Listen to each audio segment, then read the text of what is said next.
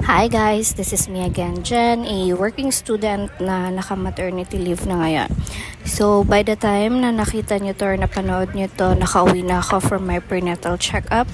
Yes, so come and get ready with me for my weekly prenatal checkup. So, last week nag-start yung weekly prenatal ko and this is the second week of my weekly prenatal, which is currently 37 weeks and 2 days na ako today. And yun nga, weekly na ako pinapabalik ng private OB ko sa mga check-up and updates. Pregnancy ko, pure false labor pa rin yung nararamdaman ko. Wala pang tuloy-tuloy na contractions. Para lang din akong nag-dysmenorrhea. Like, yun bang masakit ang puso, tapos parang napupoops ka, pero hindi naman. And then, medyo masakit na yung likod ko, pero tolerable pa naman siya. And hindi dapat ako pupunta ngayon sa weekly prenatal checkup ko kasi nag-text yung secretary ng OB na expected ako today, which is totoo naman kasi plano ko this Saturday na pumunta para makasama naman yung partner ko. But yun nga, kailangan nila i-check yung progress ng pregnancy ko. Tsaka gusto ko rin malaman kung bumaba na ba yung timbang ni baby kasi last week yung timbang niya is 3.3 kilos and nag-major diet talaga ako for 1 week para sana bumaba yung timbang niya kasi medyo malaki daw si 3.3. So ang goal ko is nasa mga 2.5 to ano lang, basta lumiit si baby.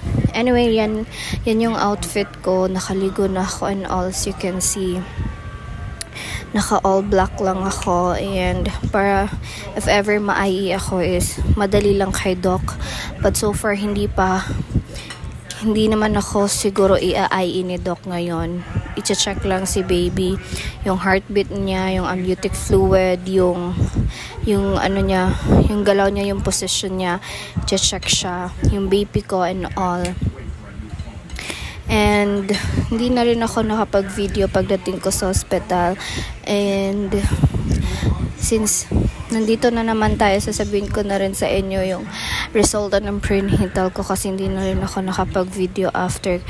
And pagka-check up sa akin kasi nga bawal mag-video doon sa clinic ni doc. So ayun na nga, good news naman kasi bumaba naman si baby. So from last week na 3.3 kilos, naging 3 kilos na lang siya ngayon. And yung timbang ko last week na 61 kilos is nadagdagan ako ng 1 kilo. So ako yung lumaki, which is masaya ako kasi at least hindi si baby yung lumaki. Kasi akala ko nadagdagan na naman si baby ng timbang. Okay lang sa akin na ako yung madagdagan ng timbang. Yung BP ko naman, normal, 100/70. Ang pinakamataas ko na BP since pag-start ng pregnancy ko is 100/80. So nagpapalit-palit yan sila, 100/80 to 100/70. Yan lang talaga yung BP ko. Hindi na siya tumataas pa. So yun na nga, sabi ni OB, pinigyan na rin pala niya ako ng yung request for admission just in case na paano ba to? Just in case na ma-admit ako na wala siya kasi sabi ng OB ko is may out of town ata siya by the end or by the 3rd week of this month. Ang sabi niya by June 27 supposed to be if follow namin yung last menstrual period ko, June 27 talaga yung due date ko. Pero since magbe-base kami sa ultrasound, so July 6 yung ifa-follow namin. So patapos na ako nito. Sabi nga pala ni doc, sa timbang ni baby na 3 kilos, medyo konti lang yung amniotic fluid ko. And sabi niya, may chance na ma-CS ako. So nagpa-require siya sa akin ng BPS ultrasound, which is kailangan ko siyang i-submit this Thursday. But hopefully, pag nagpa-BPS ako, okay na okay yung result. Kasi ayaw na ayaw kong ma-CS.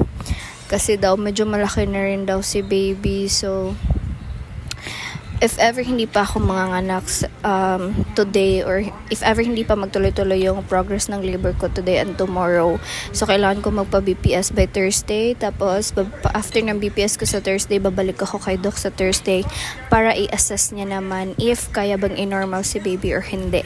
Pero sa public pair na akong manganganak, kailangan ko lang talaga i-monitor din si baby. Medyo sumasakit na rin naman yung puson ko. Praying na lang na magtuloy-tuloy. Sana dinggin ni Lord, and sana lumabas na yung baby ko. Excited na kami sa kanya.